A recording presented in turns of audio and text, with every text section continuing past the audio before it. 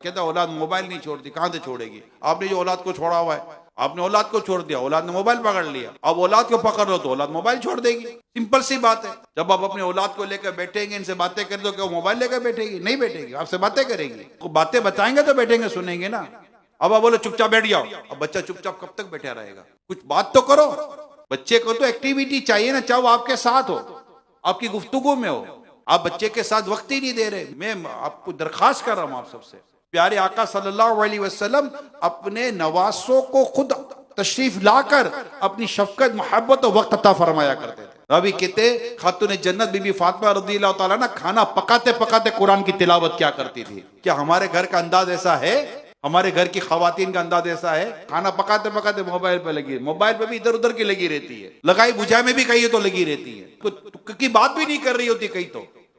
को अच्छी बात, को तुक की बात, को तमीज की बात, को शरीयत की बात, को दीन की बात, को सुन्नत की बात, को इस्लाम की बात, को अखलाक की बात हो तो चलो कोई बात भी है और अच्छी बात है ये तो। मगर यहां तो बातें कौन सी हो रही होती है? लगाई बुझाई, इधर की उधर, उधर की इधर, गिबतें, चुगलियां, और फिर औलाद की तरबियत नहीं हो रही। औलाद की तरबियत क्या होगी? बाप बैठे झूठ बोले, माँ बैठ के गिबतें करे, कहते औलाद की तरबियत नहीं हो रही। औलाद की तरबियत के लिए सबसे बुनियादी उसूल अर्ज कर रहा हूं। मुझे यूके में, दुनिया के कई मुल्कों में इस्लाम भाई मिलते हैं, कहते औलाद, हमारे औलाद नेक बन जाए। मैं कहा कोई मुश्किल, इतना मुश्किल काम नहीं है। और क्यों? मैं कहा माँ बाप नेक हो जाएंगे, इंशाल्लाह इसका असर औलाद पर आएगा। बेसिक फार्मूला है औलाद की तरबियत के लिए कि माँ बाप का नेक होना जरूरी है।